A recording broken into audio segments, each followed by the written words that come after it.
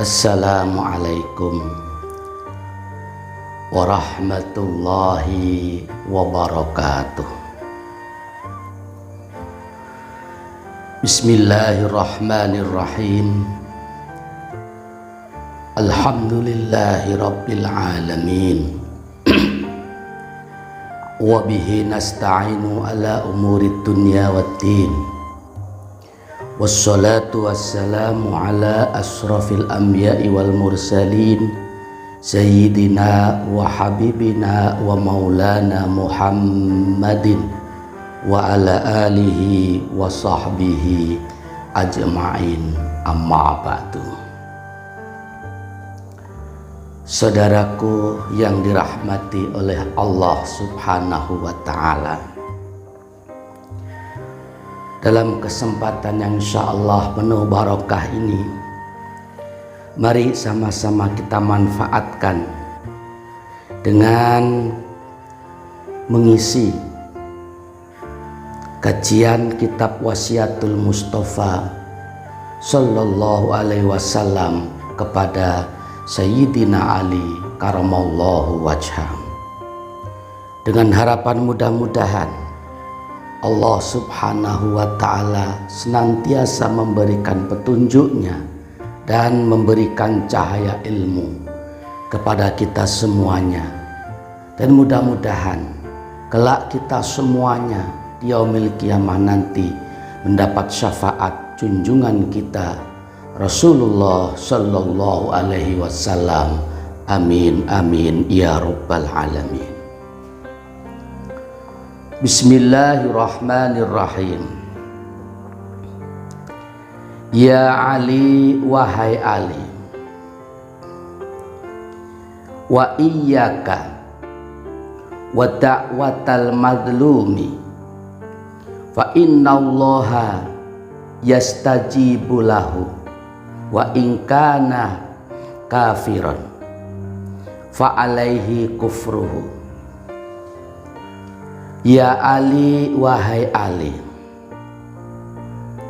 wa iyyaka, menjauhilah kamu atau takutlah kamu, wa da'watal madlumi, terhadap doanya orang-orang yang teraniaya atau terzalimi.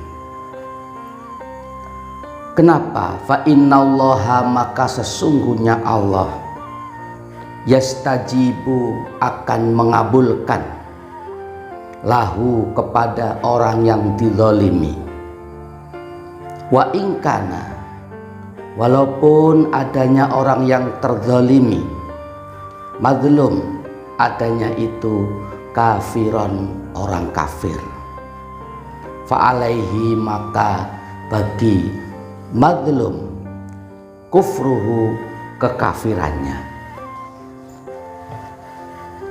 Suatu ketika junjungan kita Rasulullah Sallallahu Alaihi Wasallam memberikan wasiat kepada Sayyidina Ali karamallahu wajhah. Apa wasiatnya? Sebagaimana yang barusan Al-Fakir baca dalam kitab Wasiatul Mustafa ini. Ali, takutlah kamu terhadap doanya orang yang teraniaya atau orang yang terzalimi. Fa innallaha yastajibu lahu, karena sesungguhnya Allah akan mengabulkan doa orang-orang yang terzalimi, walaupun orang tersebut itu, orang yang terzalimi itu adanya orang kafir. Kekafirannya ya tetap bagi dia, kan tetapi karena dia terzalimi, maka doanya pun akan dikabul oleh Allah Subhanahu wa ta'ala. Saudaraku yang dirahmati oleh Allah, dari wasiat junjungan kita Rasulullah SAW tadi, kita jadi tahu bahwa Allah Subhanahu wa ta'ala memiliki hak prerogatif untuk mengijabah, mengabulkan doa siapapun itu, terlebih-lebih doa yang cepat mustajabnya adalah doanya orang-orang yang terzalimi, orang-orang yang teraniaya. Apalagi kalau yang terzalimi itu orang muslim. Jangankan muslim atau orang yang beriman, jangankan orang yang bertakwa, orang yang soleh yang dizalimi, orang kafir pun seandainya diperlakukan tidak adil, seandainya dibikin sakit, dibikin kecewa dengan hal-hal yang tidak sesuai dengan ketentuan syariat Islam, misalkan terzalimi orang kafir ini, maka ketika orang yang terzalimi ini menengadahkan kedua tangannya memohon kepada Allah, misalkan seraya berdoa untuk kehancuran orang yang menzaliminya, maka cepat atau lambat doa tersebut akan dikabulkan oleh Allah Subhanahu wa Ta'ala. Dengan demikian, hendaknya kita sebagai hamba Allah tentunya, baik itu yang beriman ataupun yang kafir, jangan sekali-kali kita melakukan sebuah kezaliman kepada orang lain. Di samping zalim itu adalah perbuatan dosa, di samping zalim itu adalah perbuatan yang tidak diridhoi oleh Allah Subhanahu wa Ta'ala. Dan doa orang yang terzalimi ini akan dikabul oleh Allah Subhanahu wa Ta'ala. Seandainya pun orang yang terzalimi ini nggak berdoa, misalkan diam saja sudah, tetapi dalam diamnya orang yang terzalimi itu bahaya akan mengintai orang yang menzalimi. Hukum Allah akan terjadi, hukum karma akan berlaku, baik itu di dunia yang sementara ini, terlebih-lebih kelak di akhirat nanti.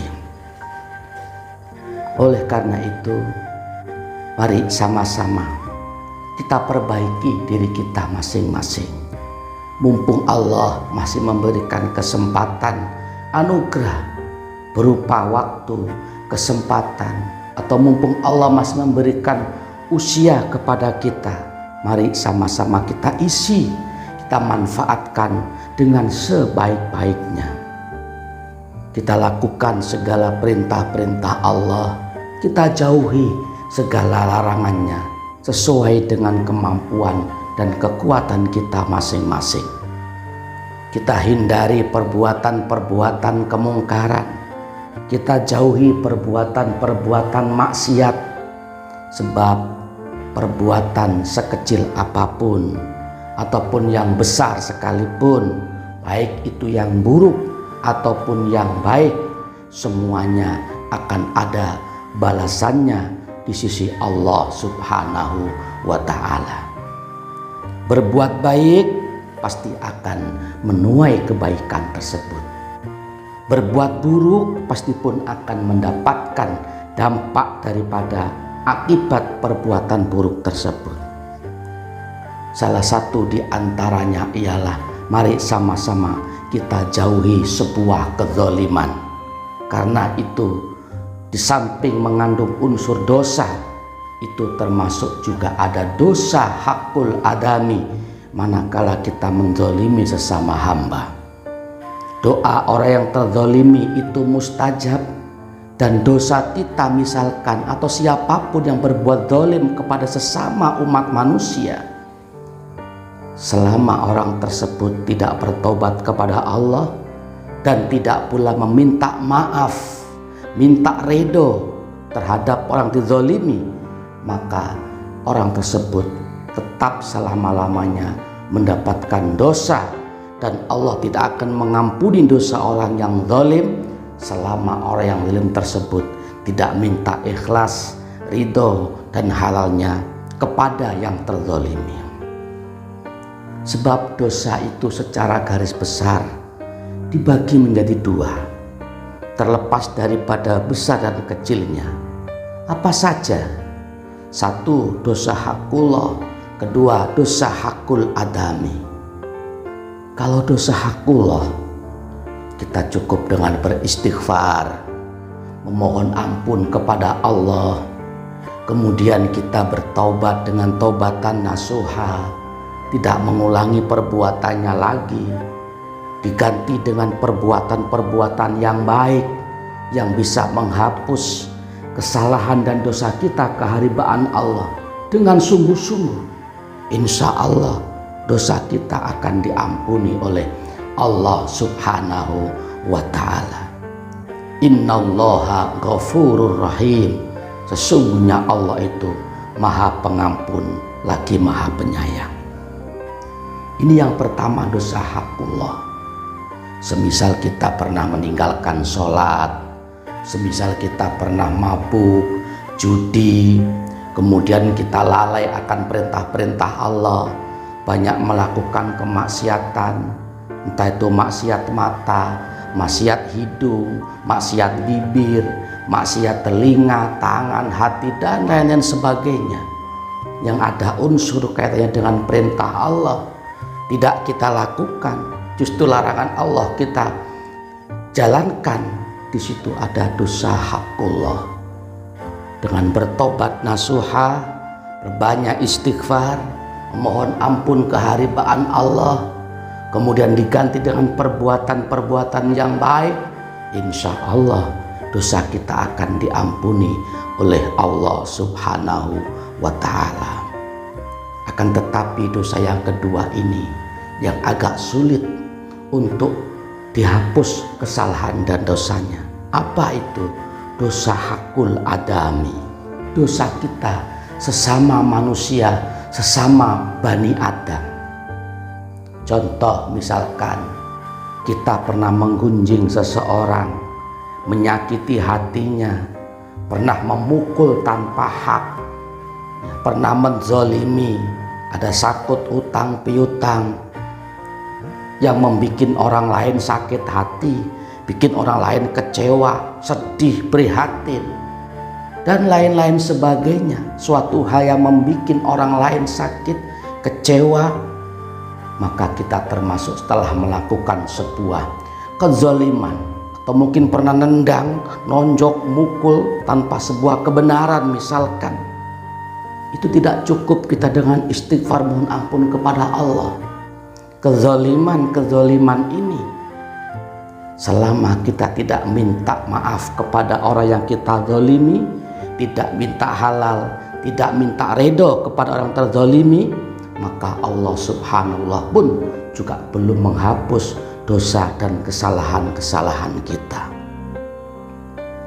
Akan tetapi jika kita bertobat kepada Allah, mengakui telah banyak khilaf, banyak salah terhadap sesama hamba-hamba Allah, ia minta maaf kepada orang tersebut, minta halalnya, minta ridhonya.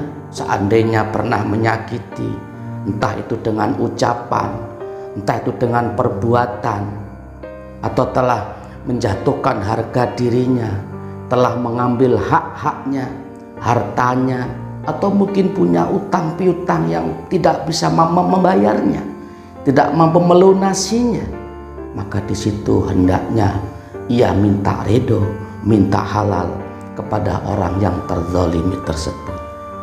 Jika orang yang terzalimi tersebut memaafkan, ridho, ikhlas, halal semuanya, insya Allah dosa-dosa kita sesama hakul adami pun akan dihapus oleh Allah subhanahu wa ta'ala.